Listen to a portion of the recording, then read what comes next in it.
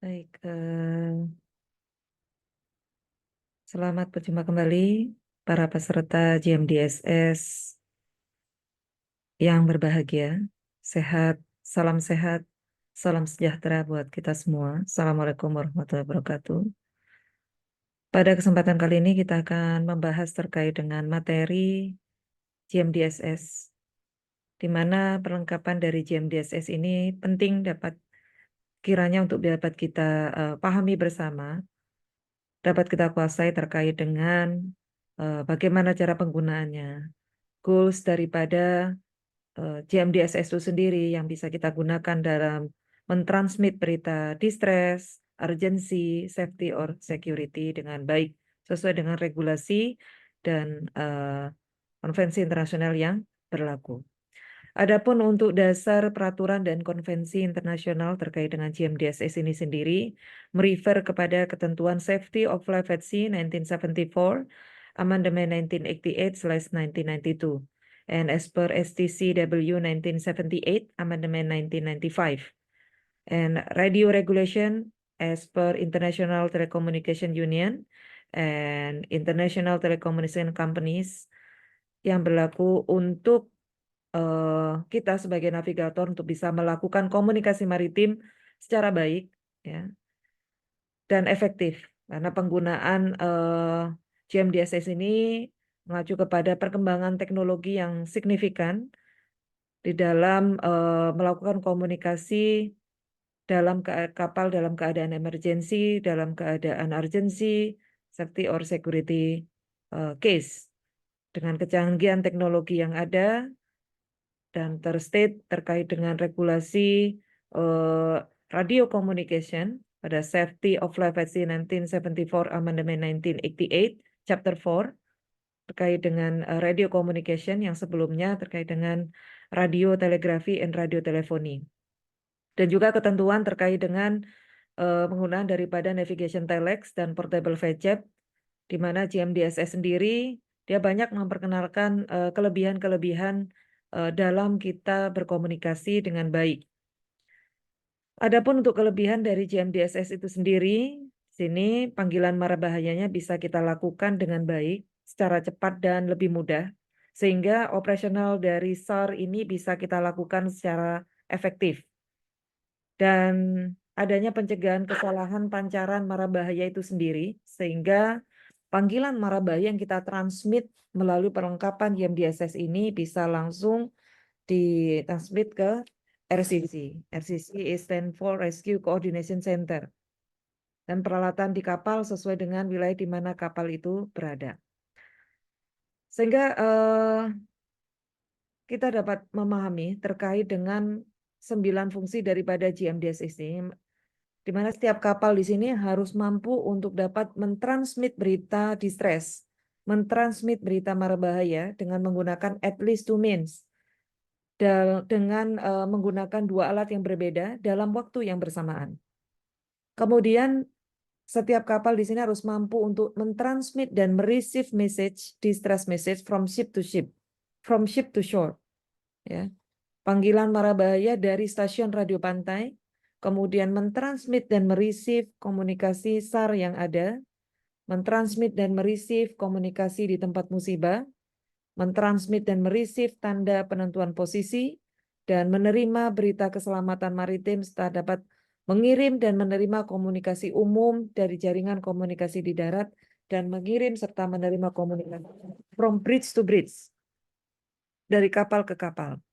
Jadi in case of emergency situation like maybe occurred of a case of fire on deck gitu ya, sehingga kita bisa segera mentransmit berita distress tersebut sehingga kita bisa segera mendapatkan pertolongan dari kapal-kapal atau stasiun radio pantai yang mengirimkan berita tersebut ke tim RCC untuk segera menuju ke posisi datum di mana kapal kita berada. Karena pada saat kita mentransmit di situ dalam menggunakan konsol GMDSS otomatis di situ juga akan terstate current position di mana kapal kita berada pada saat mengalami keadaan musibah tersebut.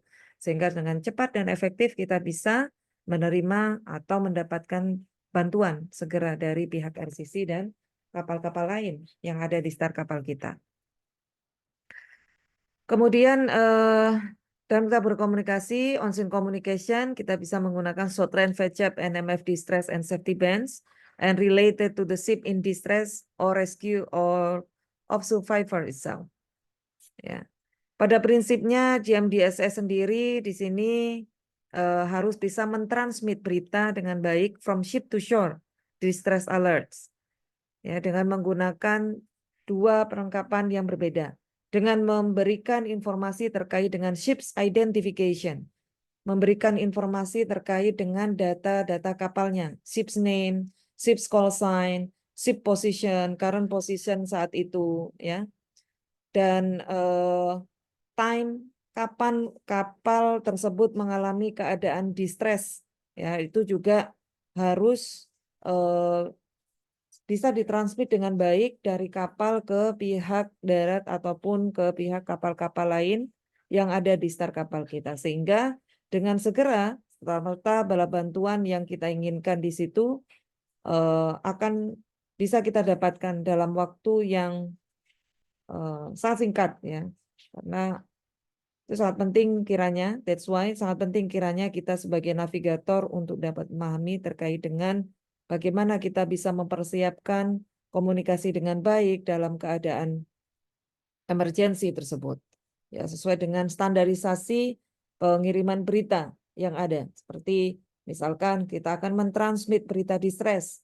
Diawali dengan kata Mayday. Awal katanya dari kata Migder. Tolong saya. Di-repeat 3 kali. Mayday, Mayday, Mayday. This is motor vessel, Indianapolis, Indianapolis, Indianapolis. Call sign 5 Alpha Papa Zulu. MMSI number 4321000. Kemudian kita tunggu kurang lebih selama 10 seconds atau 10 detik. Kemudian kita lanjutkan kembali dengan merepeat kembali berita preamble Mayday-nya. Tapi hanya sekali kita ulangi. Mayday, motor vessel Indianapolis, call sign 5 Alpha Papa Zulu, MMSI number 4321000. Ship's position, latitude 19 degrees 45 minutes south, longitude 089 degrees 12 minutes east.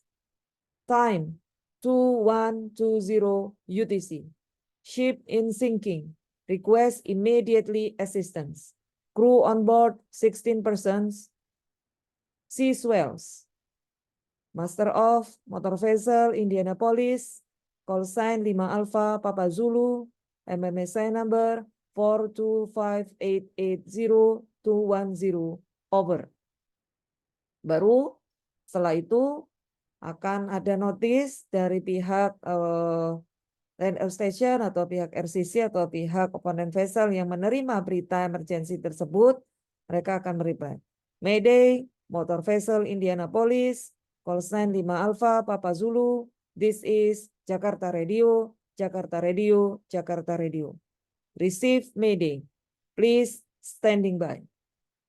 Baru setelah itu kita reply kembali atas konfirmasi yang disampaikan oleh Jakarta Radio tadi. Mayday, Jakarta Radio, Jakarta Radio, Jakarta Radio. This is motor vessel Indianapolis, Indianapolis, Indianapolis. Call sign 5 Alpha Papa Zulu. Thank you and standing by. Nah, seperti itu formatnya. Sehingga apa? Kapal-kapal lain ya, opponent vessel kapal kita, tim RCC, notis terkait dengan keadaan darurat yang kita alami. Ya, sehingga bala bantuan bisa kita dapatkan dengan segera ya dari kapal dan lain sebagainya. Begitu pula kita harus memahami terkait dengan penggunaan daripada EPIRB, SART, ya, sebagaimana kita ketahui bersama, EPIRB sendiri singkatan dari Emergency Position Indicating Radio Beacon.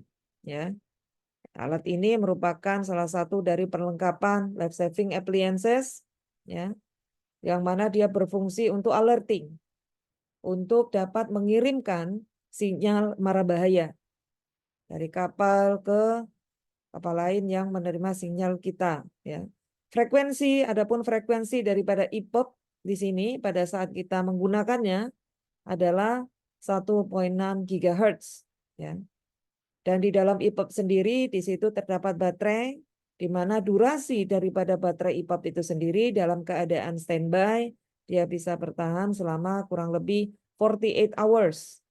Dalam keadaan off dia akan bisa berfungsi atau bisa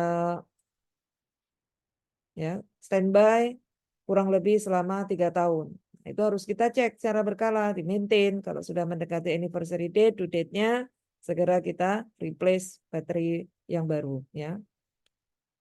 Jadi alur kinerja daripada EPOP itu sendiri sehingga mereka bisa memberikan locating our position, emergency position kita, ya, pada saat kita menyalakan, mentransmit ya sinyal melalui emergency position indicating radio beacon EPOP ini akan diteruskan ke satelit Cospasarsat, ya. Kemudian dari satelit Cospasarsat akan diteruskan ke LUT atau local user terminals, ya.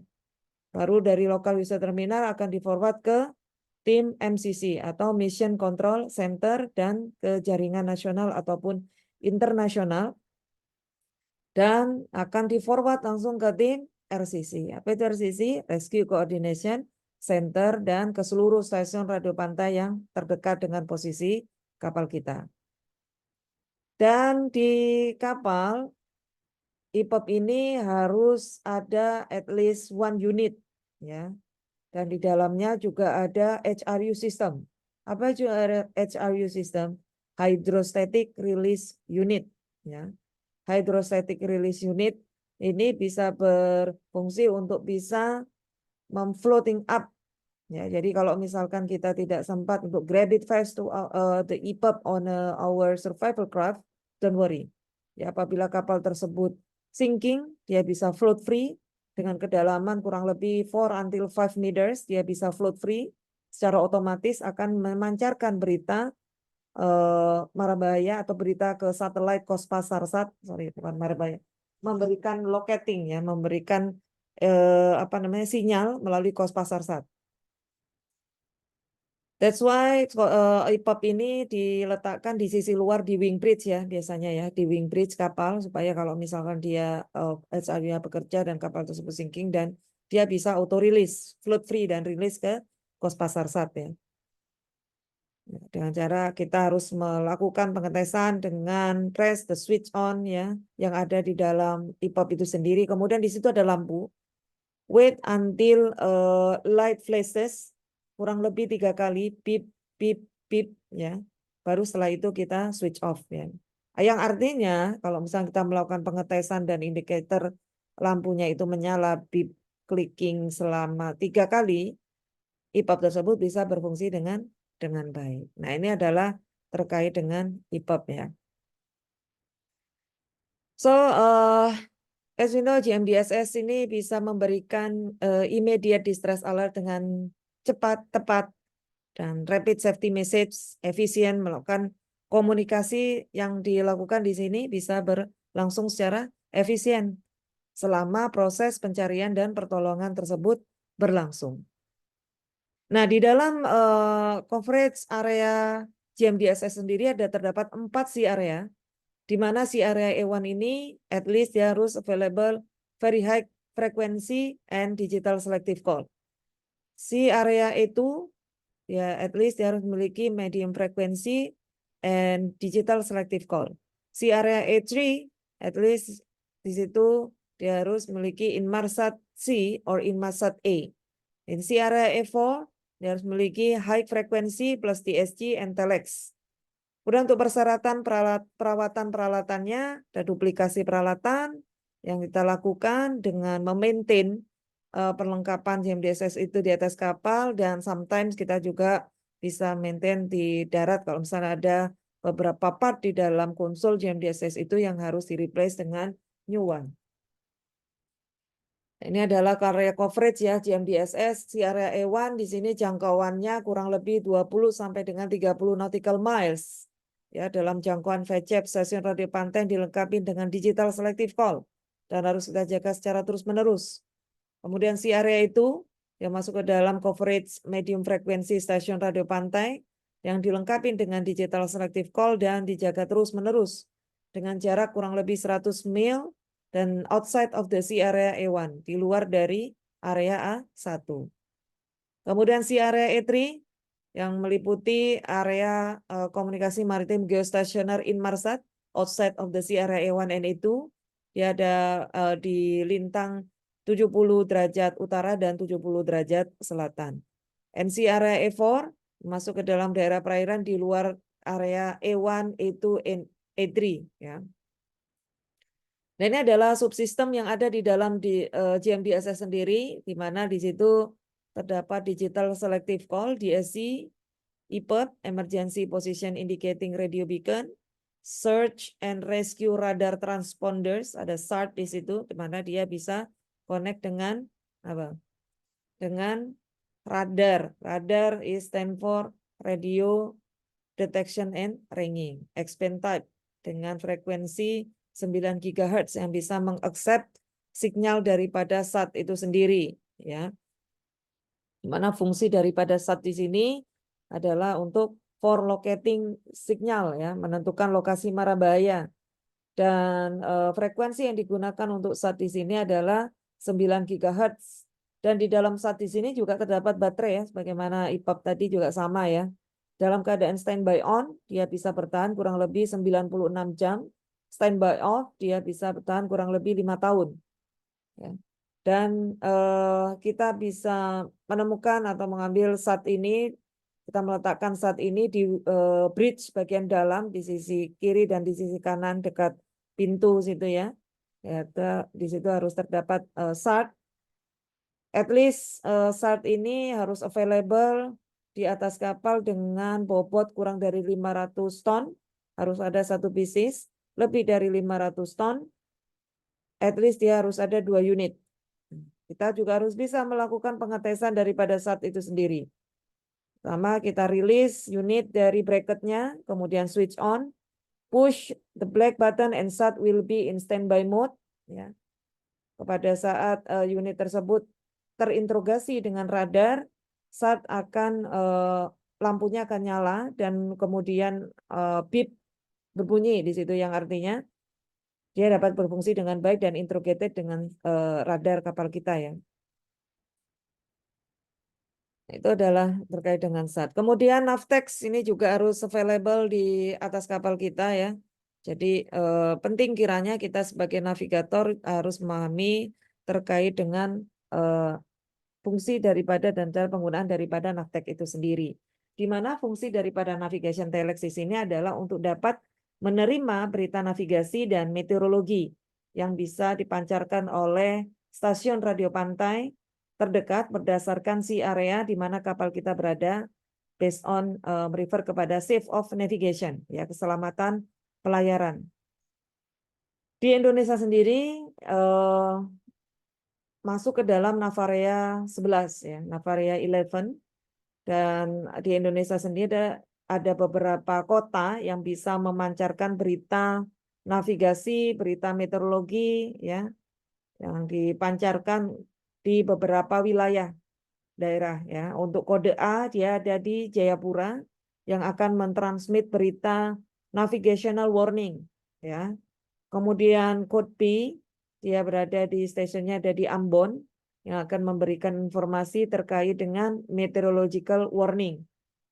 Kemudian kode D dia berada di Makassar, di mana di situ mereka akan mentransmit berita terkait dengan search and rescue, berita SAR, ya, pencarian dan pertolongan kalau misalnya ada kegiatan operasional tersebut. Nah, itu kode D.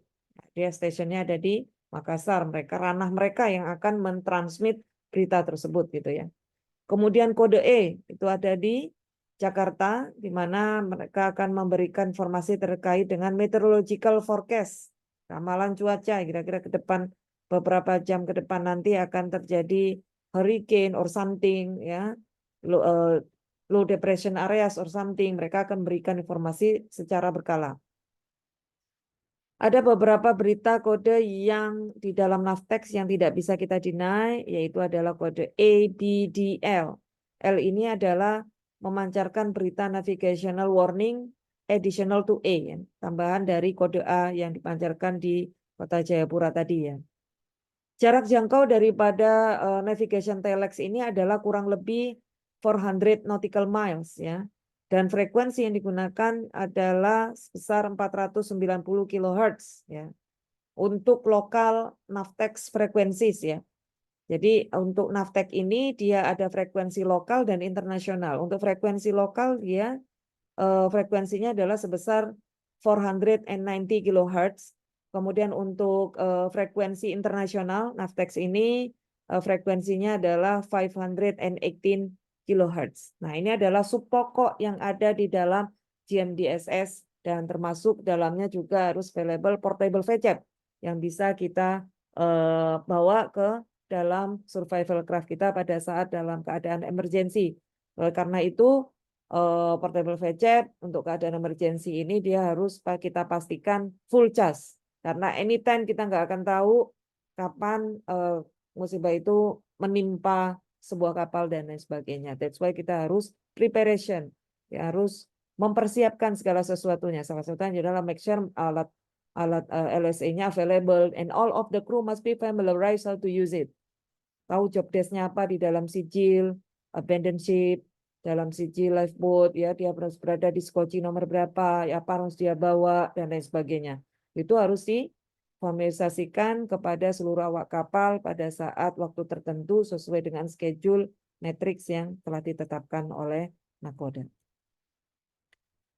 Nah, ini adalah konfigurasi GMDSS ya. Pada saat sebuah kapal dia mengalami keadaan distress, dia akan memancarkan berita melalui GMDSS satellite Inmarsat ya.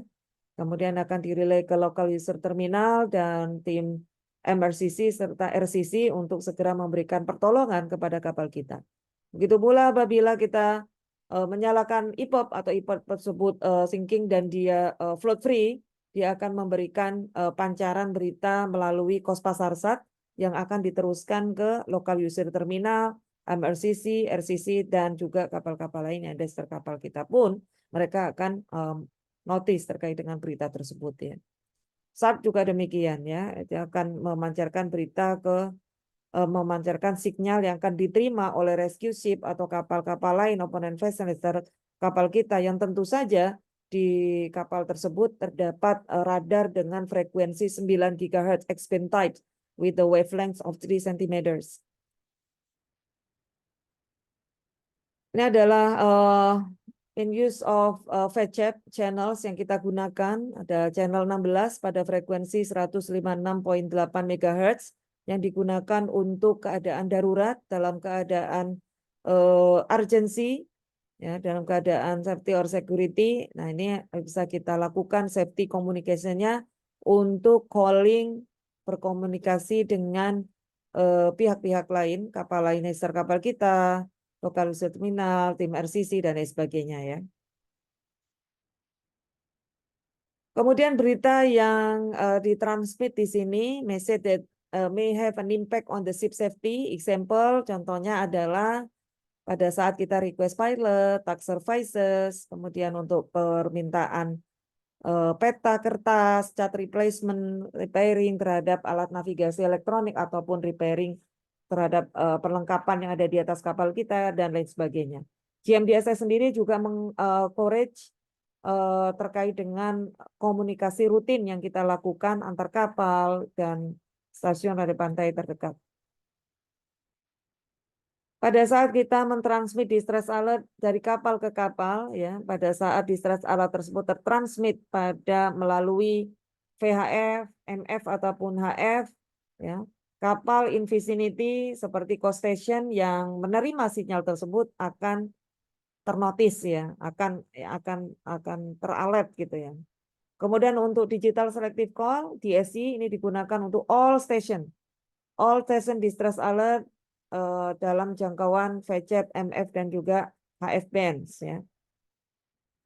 Nah, ini adalah very high frequency radio channel 16 yang digunakan untuk international voice distress, safety, and calling channels. Ya, biasanya kalau kita untuk melakukan komunikasi aktif, pemanggilan kapal, komunikasi untuk action to avoid a collision, apa kita akan passing kiri-kiri, kanan-kanan, reduce or increase the speed or something, kita bisa melakukan pemanggilan melalui channel international 16 ini ya. Untuk manggil kapalnya dengan mention call sign-nya, posisinya supaya notice karena di situ cukup hektik adanya beberapa kapal yang ada di sekitar kapal kita. Dengan adanya kita menyebutkan nama, call sign dan posisi tersebut, mereka akan automatically notice dan melakukan replaying terhadap pemanggilan yang sudah kita lakukan. Dan setelah itu bisa kita tentukan channel selanjutnya untuk komunikasi aktif outside of the international voice distress voice channel tersebut ya. Kemudian channel 13 ini untuk safety of navigation dan untuk komunikasi bridge to bridge ya. VCAP sendiri digunakan untuk komunikasi simplex dan duplex ya.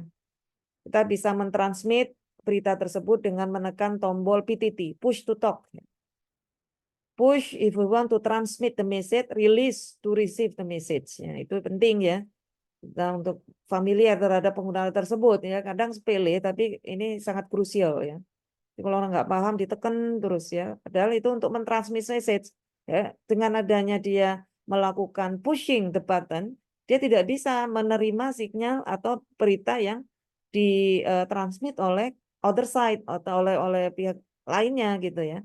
Nah itu penting. Jadi kalau sudah selesai mungkin bisa di over dan lain sebagainya dan rilis segera untuk bisa mengalihfungsikan konsol tersebut menjadi receiver untuk mereceive message. Baru setelah itu kita akan komunikasi lanjutnya dan seterusnya.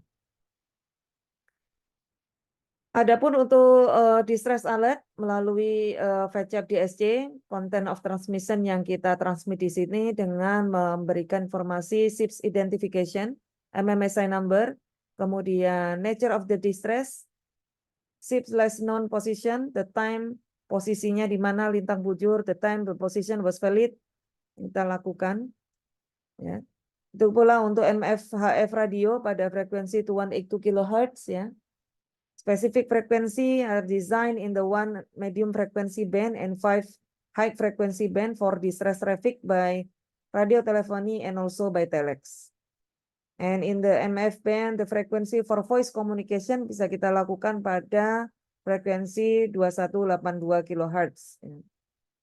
Konten transmisi yang kita transmit melalui medium frekuensi digital selective call DSC distress alert ini dengan mention ships identification, MMSI number, distress frequency, nature of the distress, the ship/non position, the time the position was valid.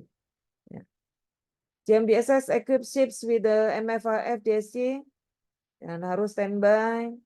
Jaga radio pada frekuensi MF 287.5 kHz dan di HF frekuensi high frekuensi 8414.5 kHz ya. Dan at least one of the other DSC frekuensi yang bisa kita gunakan untuk mentransmit. Inmarsat sendiri di sini terdapat 4 satelit ya, 4 satelit geostationary orbit, diantaranya di sini ada EOR yang panjangannya dari Atlantic Ocean Region West. Ya, satelitnya terletak pada bujur 53 derajat west. Itu juga terstate telepon telex yang bisa kita gunakan dial to communication with those areas ya. Kemudian AR satellite E atau Atlantic Ocean Region East pada posisi bujur 15,5 derajat barat. Kemudian sebagian dari Indonesia ini masuk ke dalam IOR-E, ya, Indonesia Indian Ocean Region pada posisi bujur 64 derajat timur. Dan sebagian lainnya kita berada di jangkauan Pacific Ocean Region, POR, ya, pada bujur 178 derajat east. Ini posisi untuk satelit POR, ya, Pacific Ocean Region. Nah ini adalah Inmarsat System Global Coverage yang ada, except the polar area, pada lintang 70 utara dan 70 selatan yang ada. Kemudian untuk typical marine frekuensi yang biasa digunakan untuk Navtex adalah sebesar 518 kHz. Dan untuk medium frekuensi yang digunakan untuk voice distress, urgency, safety pada frekuensi 2182 kHz. Dan untuk high frekuensi untuk distress, urgency, dan safety pada frekuensi 8291 kHz. Dan untuk VCHF digital selective call pada frekuensi 156.525 MHz channel 70. Dan untuk VCHF voice distress, urgency, and safety pada channel 16, frekuensinya sebesar 156.8 MHz. Untuk IPEP kos pasar SAT pada frekuensi 406 MHz. Dan Inmarsat Communication pada frekuensi 1.6 GHz. Dan SAT yang digunakan pada frekuensi 9 GHz yang bisa diterima oleh radar X-band dengan frekuensi 9 GHz dan panjang gelombang 3 cm. Sehingga kita bisa melakukan komunikasi aktif untuk komunikasi lanjutan dalam keadaan emergensi. Demikian untuk pemaparan kita kali ini. Kita lanjutkan kembali dengan mengisi kuis ataupun isi tas yang nanti bisa Anda monitor di GCR. Thank you very much for your attention. Stay safe, stay healthy as always. Nanti akan kita lanjutkan kembali pada sesi lanjutan berikutnya. See you next time and stay safe and healthy as always. Bye-bye.